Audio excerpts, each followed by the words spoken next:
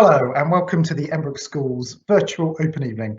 My name is Nick McSweeney and I'm the head teacher of the Emmbrook School, and as a father myself with a child in year 7, I know that you all face a huge and very personal decision about your choice of secondary school. And this is always a hard decision, made even more difficult this year because you can't visit any schools. And I know that seeing the school in action and getting a feel for the school is the best way of judging how a school fits for you.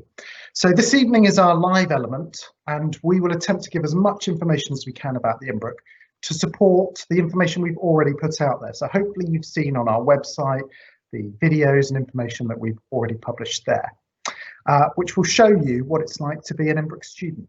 Now, I really want tonight to be meaningful, and in a moment I will introduce the colleagues and the head boy and the head girl who are on the call with me. I'll then give a short introduction, and then we'll hear from Mrs. Hodgson and our senior students. And crucially, we will open this evening up to questions from you. So please do use the chat function down in the bottom corner to send in your questions. This will definitely have more purpose if you're sending through questions that you want the answer to. We also want to keep this to an hour maximum. With the best will in the world, it's very hard to concentrate for longer than an hour, so we're going to be very strict with our end time. And before we get going, I do want to say that we are not professional broadcasters. We are going to do our best. We did it yesterday, so we have a bit of an idea of how it will go, but we're definitely not professionals at this. I've got Mr. Johnson here in the room with me, helping run all of the technology, and then I have various people in various places in the school and at home. So I'll ask each of those people to introduce themselves now. First up is our longest serving member of staff, our head of year 7 and our dedicated transition manager, Mrs. Hodgson. With each person, I'm going to ask them to just share with you their favourite thing about the Emmbrook School.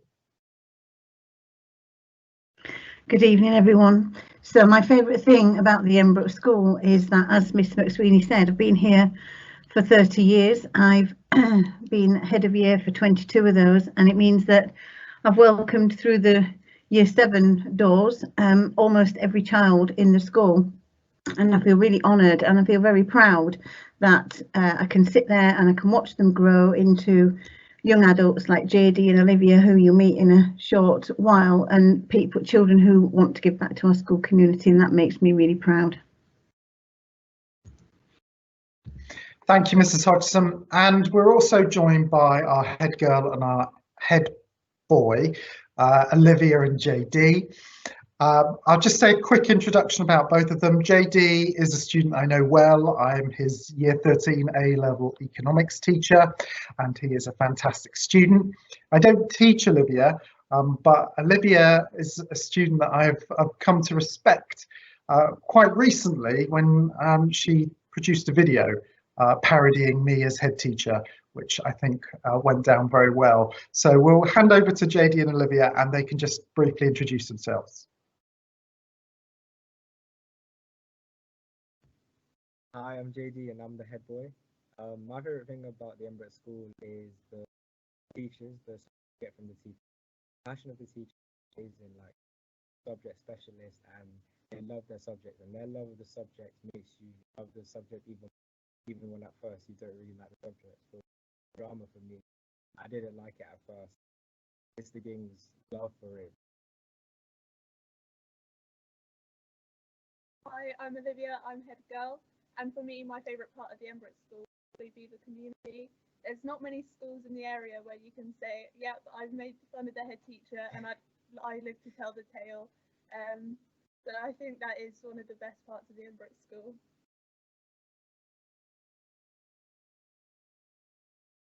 Thank you, and I try not to take it personally, but there were many who said that you did a better job at being the head teacher than me. I'll also introduce our deputy head teacher, Mr. Bamber. He's responsible for a very large range of options, including, inclusion. Mr. Bamber. Thank you, Mr. McSweeney. The one word that sums up my favourite part of Emmbrook is the word opportunity. Opportunity is embedded in Emmbrook's sense of fair play and equality. And for me, that means regardless of who you are, student or adult, regardless of your starting point, you have every opportunity and chance to succeed in this school. And so I'm very proud to lead on aspects of inclusion. That includes behaviour, SEND, attendance, and I am the designated safeguarding leader as well. Thank you. Thank you. And our last person on the call is Lucy Fife, Assistant Head Teacher. She is responsible for teaching, learning and the curriculum, which is really the core business of any school. Lucy, do you want to say hello? Hi, I'm Lucy Fife. As Nick said there, I'm the Assistant Head Teacher for teaching, learning and the curriculum. So for me, my favourite part about working at the Emmbrook is the community feel that we have here, the relationships that are built between the teachers and the students, and I think it's just such a lovely school. I'm also really lucky that I'm a parent of the Emmbrook school. Both my children have come through, and I've still got one student here in Year 9, and they've both really flourished here at the school and really enjoyed it. Thank you. So what a difference a year makes. Last year at our open evening, I stood in the school hall for the first time as head teacher, and I was full of optimism, confidence and excitement for the future of this school. It was genuinely one of the top 5 moments of my life. And at that point, I'd been the head for just over 4 months, and I was already feeling a real sense of achievement because we did hit the ground running and we changed much about the school in a short period of time. Now, I was appointed as the internal candidate, and I'm someone who's worked at the school for over 15 years. And what that meant was that I arrived here with a very clear vision. I knew what was precious about the school, and I knew what needed to change. And I had my priorities, and in fact, I had my plan from day one. And it is a strange thing to say in the middle of a global pandemic, that I remain incredibly optimistic for the future. I'm so proud of this school, our students, the staff and parents who have been so supportive as we've worked together to provide the best possible education opportunities for our young people. Now, what I saw in the Emmbrook was a school that did much very well, but it was a school that lacked focus. Now, values are important. They guide us to make the right decisions and be the best version of ourselves. And we have 4 values here at the school. And the first is family. And this value is really about us working together to achieve a common goal, to be supportive and to be a community. And I think this has been a historic strength of the Emmbrook. It's exemplified by our really strong pastoral care. And it's no accident that in our motto, learning together, succeeding together, we have the word together in it twice. And that's because we, the staff, the students, the parents, are a team. And we're working together here so that everyone can achieve success. Now, our second value is ambition. And this really speaks to the success element of our motto. And I'm always honest, and in that spirit, I know that in the past we have lacked ambition as a school. I've learned over the last 18 months that the head teacher is uniquely positioned to set the tone for the school. And I've put ambition at the heart of everything we do. I'm ambitious for every student, and I want our staff to be ambitious in everything they do. That ambition is now at the core of us, right down to the way we conduct fire drills, or even how we leave the school at the end of the day. And that links us into our last 2, which are integrity and respect. Now, these values are really personal to me. I genuinely believe that you cannot go very far in life if you don't have these qualities. Integrity means being honest and doing the right thing, and respect means treating others with care. I expect all members of our community to demonstrate these values, as I do each and every day. And the first letter of each of those values forms the word fair, and that's our sneaky 5th value. And I will always make fair decisions which aim to improve the school and our experience for students. And I sincerely hope that students, parents and staff will always understand my decisions, even if they do not necessarily agree with them. My job is to set the conditions so that teachers can plan and deliver exceptional lessons.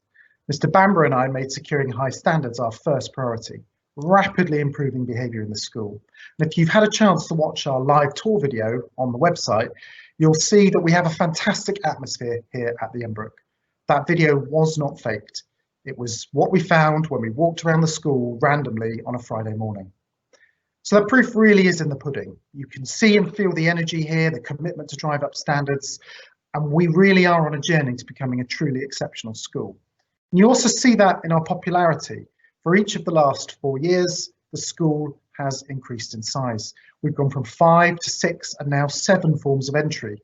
And the school is growing rapidly, and that's great news because school funding is linked to student numbers, and therefore our growing budget allows us to broaden the curriculum and invest in the future. However, there is a physical limit to our site, and we cannot increase our intake again next year. And as a result of the rising school-age population in Wokingham as the town continues to grow, I do expect us to be oversubscribed in September. Our academic standards are already good, and with the developments that we make, we continue to improve. We get the best out of our students. Last year, at our open evening, I spoke about Isabel, a former economics student of mine, now studying psychology at Cambridge. We happened to bump into her when we were walking around the school. She was volunteering in our student support centre. This year, I want to talk about 4 students who've recently left the school. Victor left this summer. He's now reading English literature at Mansfield College in Oxford. Mari is training to be a teacher in Winchester. Mark, well, he's studying performing arts at Rambert. They are all really talented. Today we learned that a former student, Elena, who now runs an independent bakery in Wokingham, won the SME UK Enterprise Award for her bakery. And I know that one of her first commissions was here at the school. She produced the cakes for her own year group prom. I mention them because they've each achieved success and found their passion whilst they're with us, but crucially, they are wonderful young people who embody our values, people I'm proud to say represent the best of the Emmbrook. The reality is that you are incredibly lucky to live in this community. All of the schools in this area are excellent, and in terms of academic performance, I would happily send my own children to any of them. I think it's important that you find the school that is the right fit for you. To be truly outstanding, we must be outward looking. Over the last year, we began the journey of becoming an academy and joining the Circle Trust. This is a local trust made up of many schools, including St Crispin's. I'm so excited to have the opportunity to continue to collaborate and learn. They will be able to share their areas of strength, and we will be able to share our areas of excellence with them. This is a really exciting time for the Emmbrook. We're 55 years in the making, and we're only getting started. We're a good school with results above the national average. We're fully staffed with specialist subject teachers. Our sixth form is growing and thriving. We're focused on the individual, nurturing their passions. We have the energy, commitment and vision to drive forward all aspects of the school. And all of this is only achieved if we have happy, engaged students. That is always my first priority, and I know it is always the first priority of Sandra Hodgson. So I'm going to hand over to Sandra now so that she can give you a talk. Hello again. As I said, I'm transition manager and also year 7 lead, and this is the start of my 30th year as part of the Emmbrook family. 22 of those have been ahead of year and done transition. We can always remember our first day at secondary school. I think it's a turning point we never forget. And if things go well, it puts a positive slant on our view of school from that minute on. And that's why we're the only school in the area that has a designated transition manager and a static head of year 7, which is luckily, unfortunately, me. We consider your transition into the Emmbrook family to be that important. So I have to get it right. I work really hard to get it right so that the next chapter for your child is as smooth and as stress-free for all of you as it possibly can be.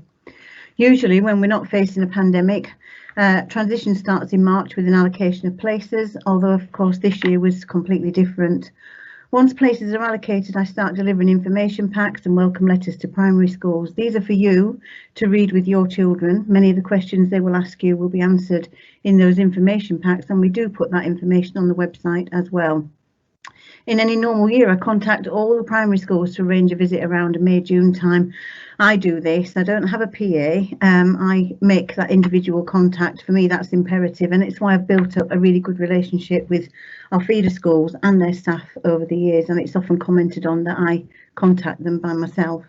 During the visit, I talk to teachers to find out as much as I can about your children, but the main point of the visit is actually to meet them. And that's another difference between Emmbrook and other schools. I visit every single school.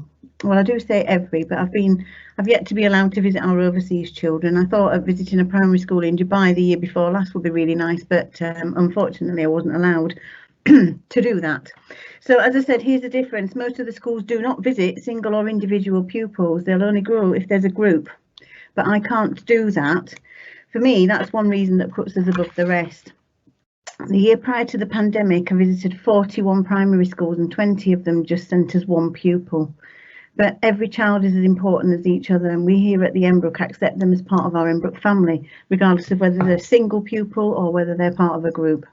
That's why my visit is so important. It can only benefit to know who'll be there to look after them, to help them cope, and to help you cope as parents with the anxiety that often comes with transition. And I need to meet them. I need to talk to them about things that are worrying them, whether it's cutting things up in science or how their mum's going to cope with them being at big school. It's the first step to building a relationship with your child and your family and our family from the minute a place is allocated. These relationships are what being a pastoral lead is all about. It's really important to know them before they even step over the threshold. I'm not just interested in SATs results. I want to know about their hobbies, their likes, their dislikes, their talents. I do a lot of social engineering behind the scenes to try and match them with others that I think that they're going to get on with and bond with. I'm not necessarily best friends from primary school, although I always do try to put them with someone that they know. That's why they need to let me know, and you need to let me know what team they play for, what orchestra they belong to. We're social beings, and it helps them to settle if they have someone who they have something in common with. It takes me a long time working with my colleagues in the data office, but we feel that it's worth it. And again, it sets us apart from other schools because a lot of the schools in the area, they randomly pair people together by almost pulling the names out of a hat. But again, I can't do that. In any other year but this one, we have an induction day in June where all the year 6 children come in, no split days or split year groups. We have a variety of activities that day, icebreakers, orienteering, a visit to the canteen, which is highly important for them. It's a day for them, a day to get to know each other, and within 20 minutes, shoulders relax and a smile appears. In this pandemic year, we had year 7 in on their own on the first day of term, and we had a mini induction day. The main challenge this year has been getting to know their names, although I'd more or less got it by the end of day 2. But 10 sets of twins proved an added challenge this year. I'm sure you've seen the article in the local paper and even heard the interview on BBC Radio Berkshire that was fortunate to take part in. From then on in September, I look after them as head of year 7 right the way through until I hand them over in year 8. But even when I hand them over, I can never quite let them go. I always remember them. I always ask after them, and even the year 13s come for a chat, and not just because I've got chocolate biscuits. It's because I invest in them. I look after them and I care about them, and so does Mr. McSweeney. He's getting better at remembering names too. So I look forward to welcoming your children into my year group, and more than that, into the Emmbrook family. For that, first and foremost, is what we are. We are a family. Thank you. Thank you, Mrs. Hodgson. That was fantastic. I'm just before I hand over to the senior students, questions are starting to come through. That's brilliant. So please do keep sending through questions. The whole point of tonight, we could have recorded our speeches and put them on, and we'd have done them brilliantly and made sure we used the best take. The whole point of doing this live is so that we can respond to your questions. So please do keep those questions coming in. But I will now hand over to Olivia and JD for the perspective from students. As senior students, we always aim to abide by our school ethos, family, ambition, integrity, and respect. We feel it is really important for students to show integrity when in the school community and out of it. And for us, that means following the rules even when no one is there to watch. Mr. McSweeney used a great example in one of our own assemblies where he said integrity is following the one-way system around the car park even at 6 AM when there is only one car there and it's you. Respect is another key value we want to embed in this Emmbrook family. Treat students as young adults and expect them to work themselves. Students should respect each other, teachers, and school, and that way. Integrity is also really important in COVID times, as we now have a one-way system around the school and a keep left policy throughout. Keep everyone as safe as possible, and we require students to have the integrity to follow them. So we're now going to go on to some little key points that we wanted to talk about. So we're going to start by talking about trips. And I'm going to talk about trips as if they were to run as normal, which we'll fingers crossed they will. So in Year 7 at Emmbrook, we offer you all the chance to go to the Outdoor Adventure Centre in the Brecon Beacons, known as Tarabid, where you can take part in team building activities and are given the opportunity to push yourself and take part in those activities you previously might not have thought you could. So I went to Tarabid in Year 9 on a leadership course where I was put in a group with multiple other students from different schools, and I took part in activities I could never see myself doing. And I had one main activity I really wasn't looking forward to, and that was caving. And most likely not for the reasons you would think. I don't mind small spaces. I enjoy the adventure aspects of like squeezing in and out of different tunnels and caverns, but I absolutely hate spiders. And being in a cave, as you can imagine, there are quite a lot of them. So it was a big mental challenge for me to sort of push through it and push the thought of all the spiders to the back of my mind so I could see some of the incredible sights in the caves. And I was lucky enough to be put with a team who didn't point out every spider they saw, but they did keep a tally, and I'm glad they didn't point everyone out. For me, another key aspect of the school is the extracurricular.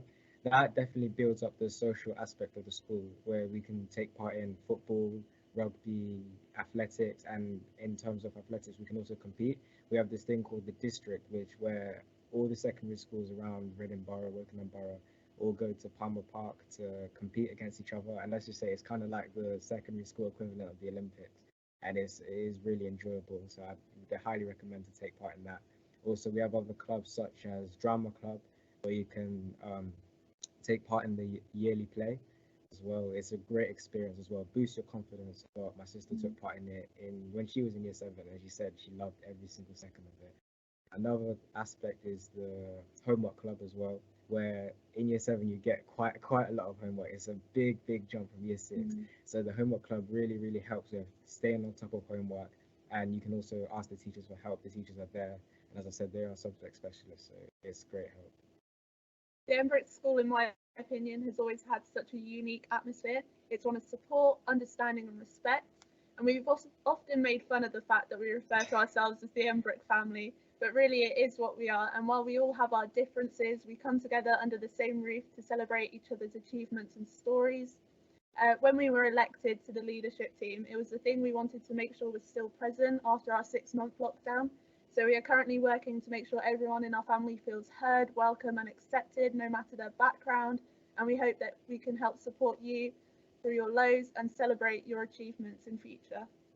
100%. Another aspect that we enjoy is, like I said before, lessons.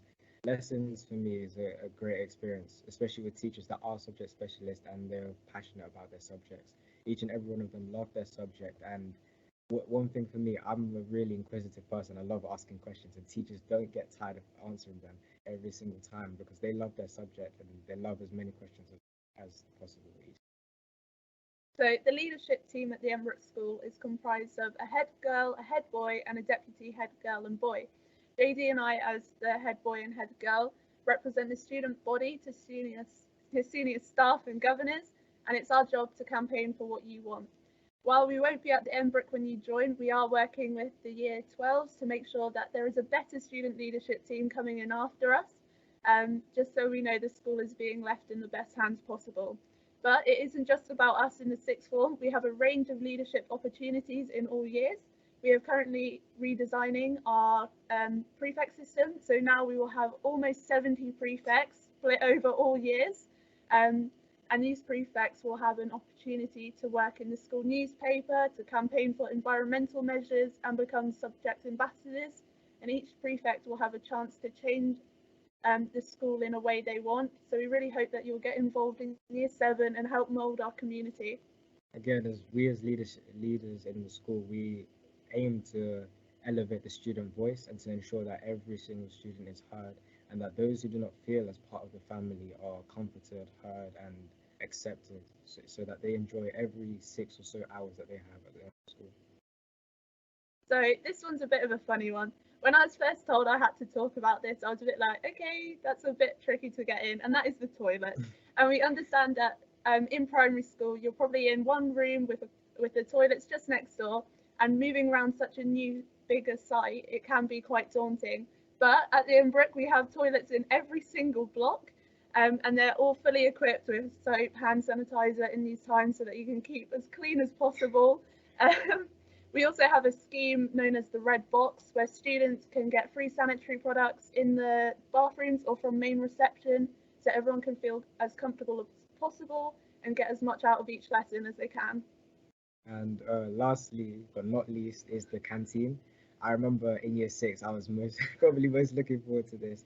The canteen in year 6 was a lot different because we weren't in a pandemic, so it was quite tough getting to the canteen, getting your food, and then going to lesson afterwards. But now it's been restructured so that each year group has their own turn in the canteen.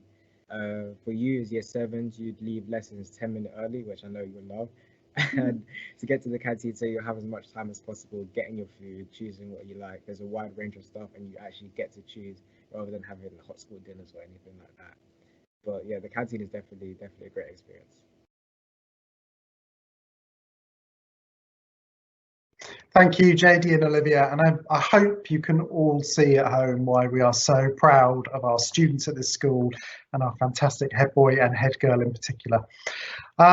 We're now going into the question and answer section, so some of them will have really quick answers and I will just give you the straight up answer, and some of them will have more in-depth answers and I will throw those over to one of the experts here on the discussion and they will give you a very detailed answer. So if I just go with the first one, and I'll take on the first one. What subjects do you do at GCSE? So that's a really good question. We have worked really hard here at the Emmbrook to make sure that we keep the curriculum as broad as possible. So when you come in year 7, you will have obviously English, maths, science. They're really important, but you will have 2 languages, French and Spanish. All students study 2 languages in September. You will have computer science, religious studies, history, geography, and then PE, plus all of the creative subjects. We've kept all of the creative subjects alive in the school: music, drama, art and design, design and technology, which includes working with resistant materials, metalwork, plastics, wood, textiles, food technology. I think I'm getting a drum. Did I mention drama, music? I think I did. So, but that we've worked really hard because, you know, I'm as a father, I know that whilst core is really important, I've got a daughter who loves sport and music, and I know what she gets from having those subjects in her school day. I've got a son who loves computer science. I know what he gets from having that subject in his day. So it's really important that we keep that broad. And actually, as I'd already mentioned, because we're growing, we can expand and develop. So at GCSE, the courses options become broader, and a really important subject comes onto the curriculum, business studies, which is my subject and Mr. Johnson's subject. But we also have things like media studies, graphic design. We have some vocational qualifications there, marketing and enterprise, sports science, PE, GCSE. So a really broad range of subjects at GCSE, and then at A-level, again, even broader still, and we're investing there. That's an area we've invested. So this year, for example, we brought back A-level PE after a number of years, and that's a really popular option here. So a lot of breadth across the curriculum. I'm working really hard to make sure that we keep working on that curriculum. It's one of Lucy's major focuses, is keeping that curriculum as broad as possible. And in fact, I might send the next question over to Lucy, if that's okay. So the next question is, how do you push the brightest children? Okay, so obviously I think here at the Emmbrook we want to push all our students to achieve the absolute best that they possibly can, and I think, you know, we really want to feel that the sky is the limit for all of those students. This past sort of year, the curriculum leaders have been working really hard to ensure that the curriculum that is on offer in each of their subject areas gives depth and breadth, and really to ensure that we are encouraging all our students, and particularly those at the top end as well, to become real independent learners and to foster a love for learning in its own right. We're not just simply an exams factory here, and I pride myself in the fact that we don't do that. The subject areas are really trying now to develop a cultural capital to celebrate diversity, and we do have very much a knowledge-based curriculum. Our students are being taught to develop themselves as independent learners through metacognitive strategies, where they're having to actually be challenged to think very hard for themselves. And I think this is something that we're seeing is really improving the results within the school across all subject areas. There are other opportunities within the school to really push some of our most able, but again, this isn't just exclusive to our most able. So we do have extracurricular activities available. We have classical civilization that some students take up as an extra option after school. We have extra maths clubs, revision sessions, etc. And I know that some subject areas do set classes. So obviously we do have top sets, and even where we have subjects that are broadly mixed ability, we often have a top set there to again just push and develop some of our most able students. But equally at the other end, we will really push to support our students who may struggle academically, but again we want them to achieve the best they possibly can and make them feel really good about themselves, whatever their ability. Thank you, Lucy. I think one of the things that's worth saying, I don't want to talk too much because there'll be other questions that will come up, and we will almost certainly get questions about SEM provision. But I think the point that Lucy was making there so brilliantly that I really feel sums up the Emmbrook is this idea that we're pushing everybody. So yes, we have a SENCO and an SEN department that have a specific remit, but we have a high achievers coordinator who has a specific remit. You know, that we're trying to push everybody here across the spectrum. I think that's what marks us out. The next one's a really quick one, which I will just, and I don't know if it's good news or bad news to the questioner. Do girls have to do rugby or football? It feels like you want the answer to be no. The answer is yes. So we have the same sporting curriculum for boys and girls. And so, yes, we do the full range of sports that you'd expect: football, rugby, cricket, the big subjects, the big sports, but, you know, tennis, badminton, basketball. I went out onto the field the other day and they were playing lacrosse.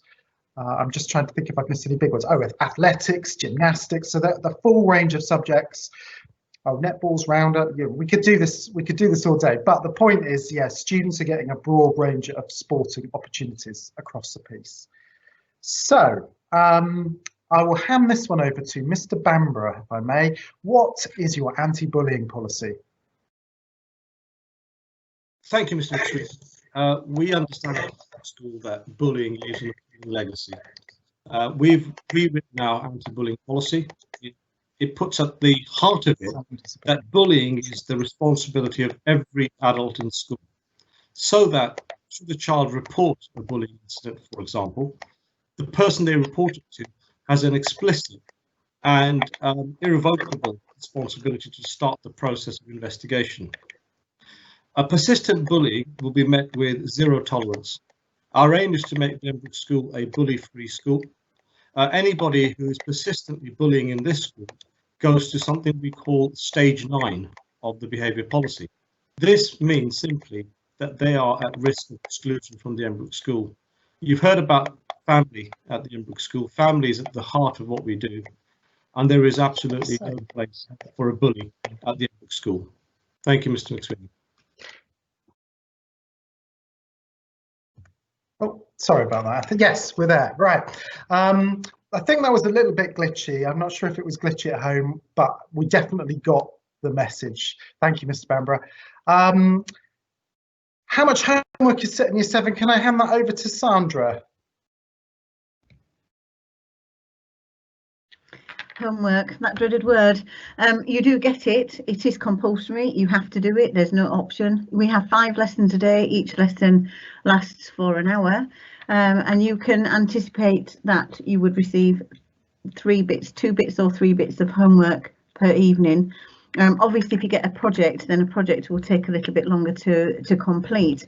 But we don't expect you in year 7 to be working for much more than an hour and 10, 20 minutes every evening.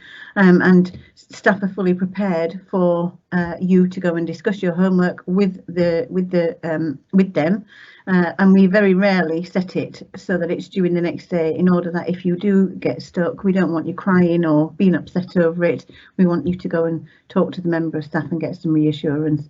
But the main thing you need to remember is that it is compulsory and you do have to do it. Thank you.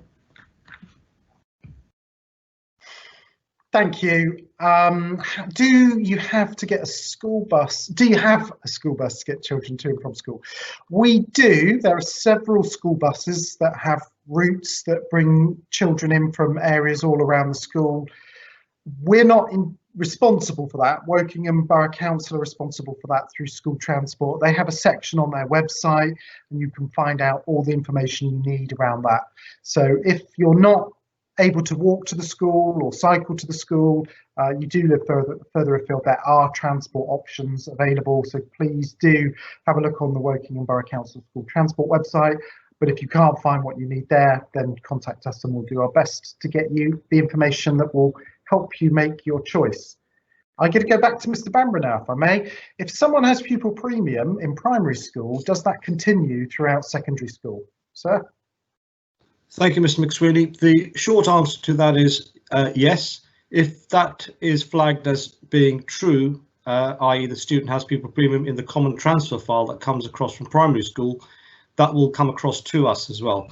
So long as personal circumstances haven't changed in the interim, then yes, absolutely. The pupil premium flag will come across and that child will continue to receive the support of that they are entitled to. Thank you.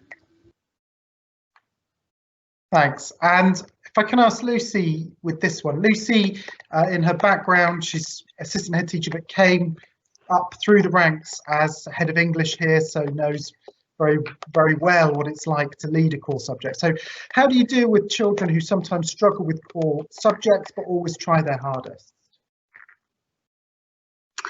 So yeah, obviously I appreciate that not all students want to do the core subjects of maths, English and science, but unfortunately it is compulsory. And I know that some students do really struggle. Some love English but really struggle with maths and vice versa. Obviously we understand here at the Emmbrook just how important it is to get these core subjects, and a lot of work is put in place from year 7. So if you are coming into the school and you're struggling with your sort of maths and English, particularly the sort of foundation skills, then work will go into place from year 7 to support you. We will do interventions in the core subjects. We have things like paired reading schemes to support students. In maths, for example, they will follow a slightly different curriculum to begin with, to just really embed and secure the sort of key number work that's required to move on and progress. And really that support will continue all the way through the school. By the time you get to year 11, there will be plenty of revision sessions and extra support sessions and intervention sessions. And again, our curriculum leaders within the core subjects have really sequenced and planned the curriculum effectively. And they make sure that, you know, that work is scaffolded and supported. So any students who, you know, work hard, put the effort in, they will absolutely be met with that same hard work and effort from our staff here. You know, to push them to do their best. So it's nothing to feel worried or overwhelmed about. And obviously the difference with coming to a secondary school rather than being at primary is that we do have specialist teachers, and we're really fortunate here that all our teachers within those core subjects are specialists. So the next question, I'll go to Sandra if I can. My daughter suffers with anxiety. What support do you offer to those children? All right, it's on the increase, children suffering from anxiety, especially coming through a pandemic, and we are very aware that transition can cause even more anxiety.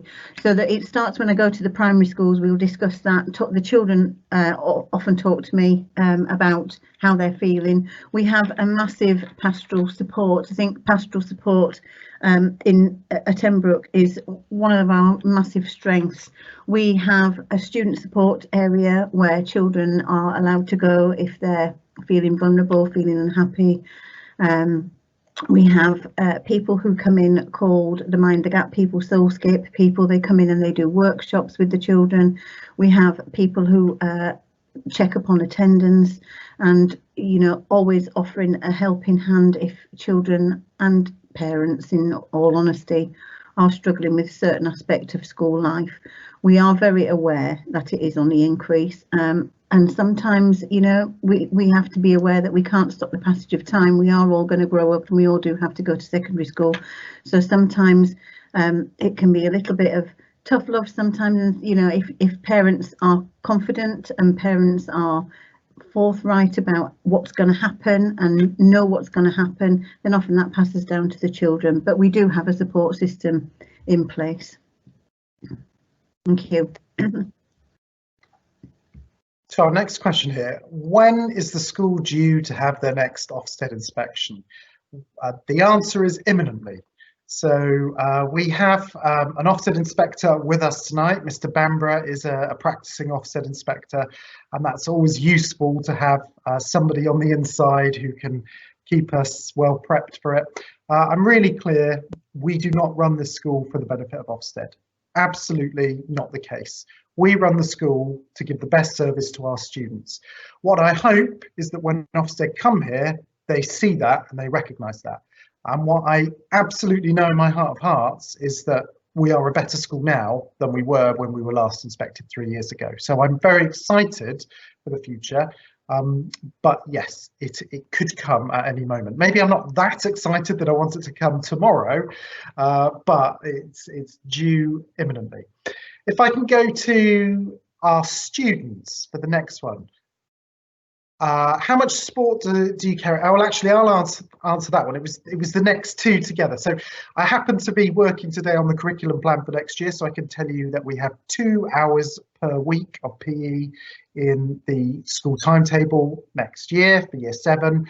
But if we just do the next two as a general question to JD and Olivia, after school activities, clubs, extracurricular opportunities. So after school clubs, we have such a wide range of them. So we have sports clubs that you can do, such as netball, football, rugby, all of which we take to competitions with other schools, and we have quite a successful football and rugby team. I'm not too sure about the netball team, I can't speak for that one.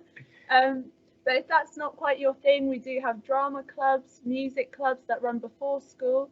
And we also have family history clubs, another one that was quite popular last year, where you can learn about your heritage, which is such an important thing. So yeah, we have such a wide range of clubs for so many different people.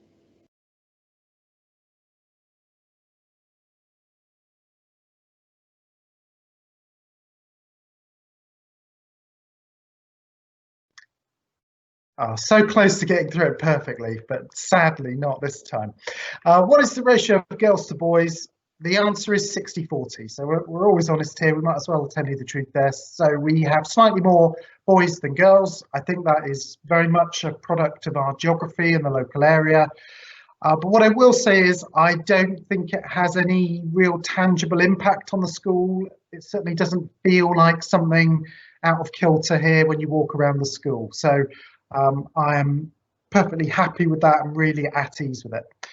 How long is one detention? Well, look, hopefully you never get a detention. That's very much plan A. We have a stage system. So if you missed a homework, a teacher might detain you for part of your break. If you were late, a teacher might detain you for part of your break, and those would be relatively short. If you did something that was sufficiently serious that you were starting to get Mrs. Hodgson's attention, or worse still, Mr. Bamborough's attention, then you might find yourself in a head teacher's detention after school, and that is an hour long. But I would be really disappointed if we had any year 7s going into detention. So hopefully that will not be the case.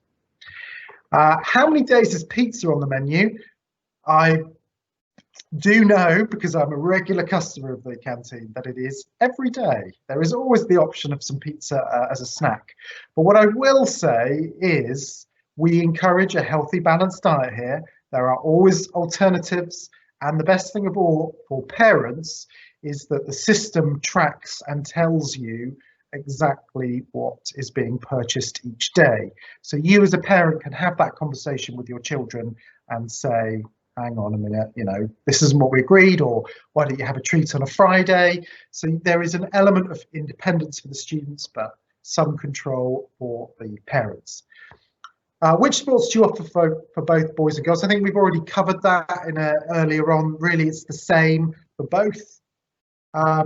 Do you include athletics in your curriculum? Yes, absolutely we do. We have strong athletics. We always send athletics representatives to the Berkshire Schools competition every summer, so absolutely important to us. This is a nice one. What is Mr. McSweeney's favourite thing about the Emmbrook? I would say, genuinely, it's the people here. We have a really, the Emmbrook students here are lovely. Every day I start the day standing on the gate welcoming the students in. Every day I end the day saying goodbye. They wish me a good weekend. You know, it's really lovely. The staff, what I think comes across, I've been conscious watching this video, is how we all bring something a bit different. We're very eclectic, but we all do our bit, and we all do our bit very, very well. So I think it's the people, absolutely. How soon do you put into sets? Can I ask Lucy to pick that one up, please? Okay, so this does depend a little bit, I think, on subjects. So maths tend to set pretty early on in year 7, either straight away or this year, for example, because we didn't have the SATs testing last year, they put in place within the first couple of weeks their own baseline testing, and they got students into their sets straight away. For English, we sort of teach for the first half term. We do a sort of transition unit, and then we will do baseline tests closer to the first half term, and then we will regroup the students based on that. And we don't necessarily set. We tend to be broadly mixed ability there, and that does impact then on other subjects as well, depending on where they fit in the curriculum. So for maths, it is pretty much early on, normally based on SATs results, but there is always the opportunity for movement between classes. We do have 3 monitoring data points throughout each year, where we sort of monitor progress and keep a check on where the students are. So there is always movement. It's not static from day one. Thank you. How many children per class and how many year groups? So the answer is it depends. It varies. The number of children in a class will vary depending on the year group, the subject, the ability. So if we look at a Key Stage 3 top set maths group, that will be quite large. That will probably be 31, 32. They want a really big group of really able mathematicians to push them through. Other subjects will have smaller classes, so computer science, because of the computers in the room, DT, because of the equipment in the room, they will be smaller. We'll have the support sets, they will be smaller so that they can be more attention and focus on each of the individual students. As you go up through the school, the classes get smaller. So in GCSE, we reduce the average class size down, and then at A-level, it drops again. So by the time you're in an A-level class, you might be on average in the mid-teens, but some of those classes might be as small as 5 or 6. Some of them will be a bit bigger. It depends on the popularity of the subject, really. So it varies. How many year groups? So 7 year groups. We have the main school, years 7 to 11, and then the 6th form, which is years 12 and 13. What are the students' favourite subjects? I am assuming that is for JD and Olivia. Can I ask you to come in on that one?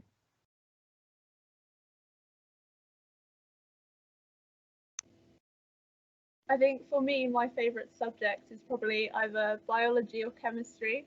I really enjoy practical sciences, you know, getting really stuck in with learning different different biological processes, different chemical reactions and stuff like that. Seeing science happen in front of you is something that's really incredible, and it's something that you do all the way through the school as well.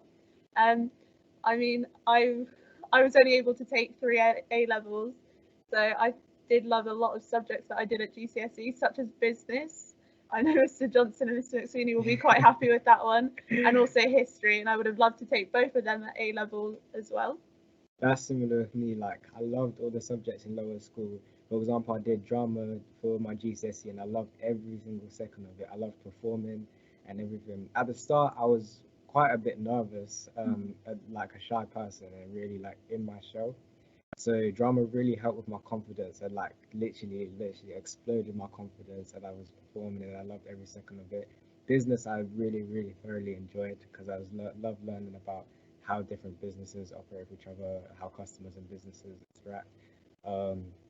History has always been my favorite subject. I just love learning about the past and like the different mistakes that people made and what that has led to. French, because I speak fluent French, and Miss Hodgson was my French teacher as well in year 11. I just loved speaking to the teachers in French. It's nice to have another person to speak to in my native language.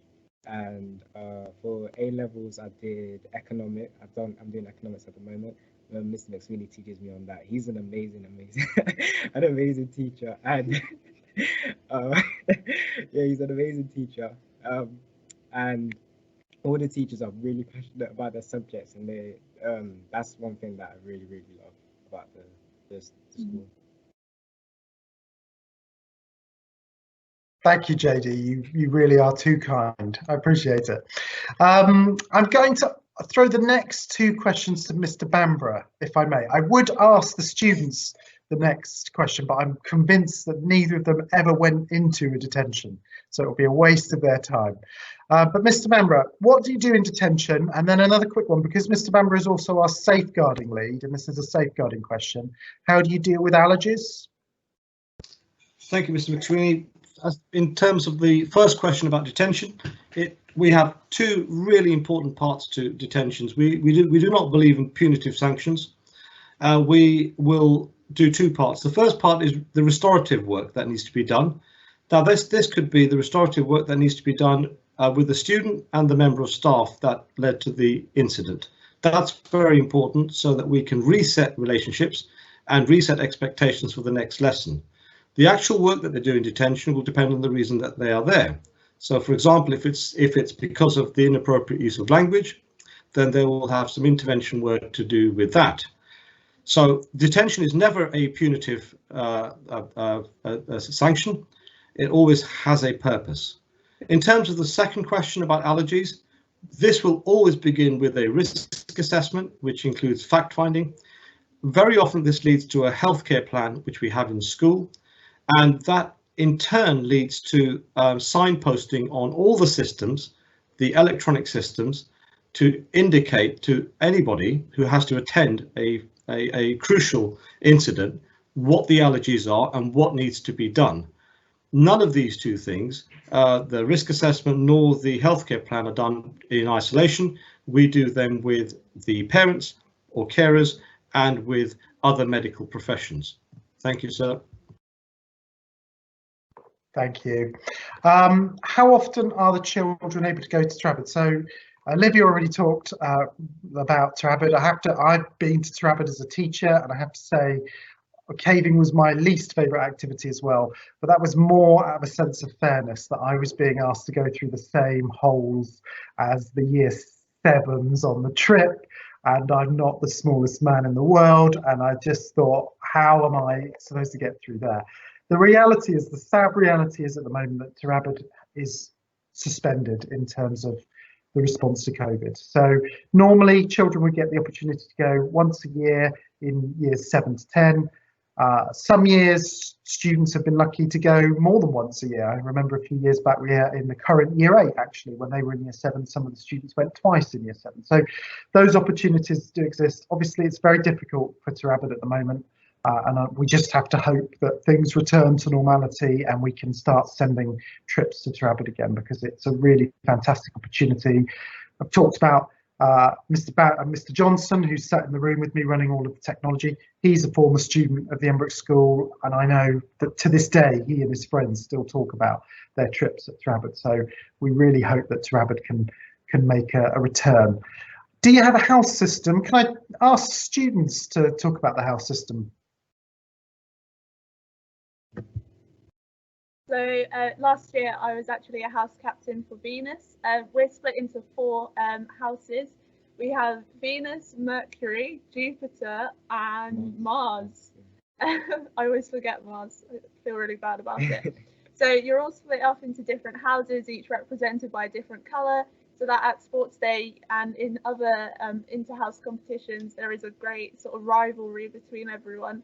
It makes for a really great atmosphere, especially on Sports Day, where you're all trying to root on your team and stuff like that. It's really great. Yeah, saying that, I remember my last sports day was year 10, and it was so competitive because it was our last sports day. And we had the final relay race, and it was literally neck and neck. We had our 2 most athletic in terms of sprinting on the last leg of the relay, and it was so competitive. So it really, really helps with the environment and bragging rights as well. Yeah, definitely getting bragging rights because you won the House Cup is very good. And I have to say my house did win last year, so I've got eternal bragging rights now. Thank you. And I'll just throw in my favourite inter-house competition, which is Inter-House Bake Off. And for the last couple of years, I have managed to exert my influence to have a judging post on that, and it's always a good competition. I really do enjoy that. What languages do you teach? So in year 7 we will have French and Spanish. In the school we have 3 languages. In fact, Mrs. Hodgson teaches all 3 of those languages. So we also have German, and that becomes what has happened. Students have the option of picking up an extra language as they get older. And this is at the moment the last question, which could work out perfectly in terms of timing. I'm also tempted to award this person the prize for the best question of the night.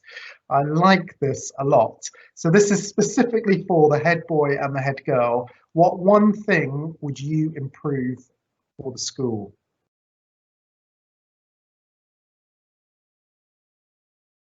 One thing for me, what I would improve about the Emmbrook School is catering to each person's unique abilities and talents and interests. Typically, as schools are really academic and in terms of that, but everyone has different interests and different talents and different abilities, such as music, singing, art, and all kinds of different things. So that one thing for me, but it's also in terms of funding as well. We need the funding for that to understand why. I think for me, I've always had a passion to get more girls into STEM subjects.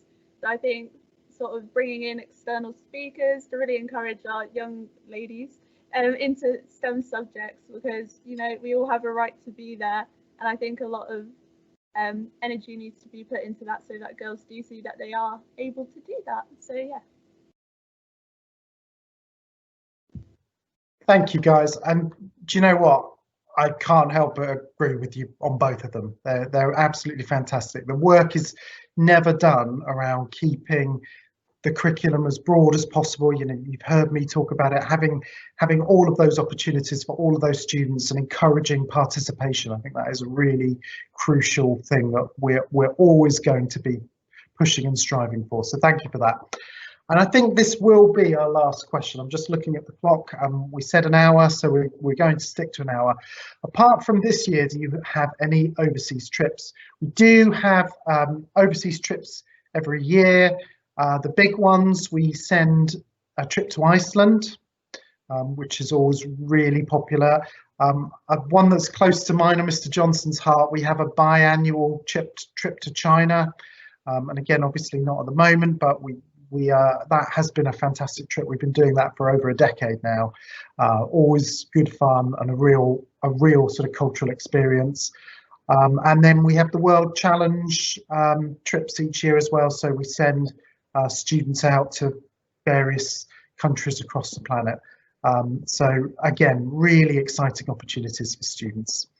Right, and for younger students, so those are the big ones, but yes, for younger students, we have the French day trip and things like that. So lots of opportunities to get out at a young age, but as you go up through the school, some really big trip opportunities as well.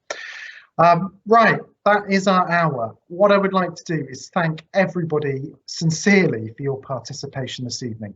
One of the things that I want about the Emmbrook School is for us to be the most open school, to have that free communication. It's really important to me. My email goes on everything. I'm sat in my office door is propped open all day long. I really want to be accessible to the students, the staff, to the parents. So if there is anything tonight that you haven't had the chance to ask or didn't want to ask in a public arena because it's quite personal, then please do come back to me and we will do our best to supply you with that information. We want you to have that information so that you can make a choice. And it is, again, in that spirit that I shared earlier, really you're very lucky in Woking, and we are really spoiled in this community to have some fantastic schools. So I wish you luck in your choosing, and if we can help you, please contact us. Thank you very much and have a lovely evening.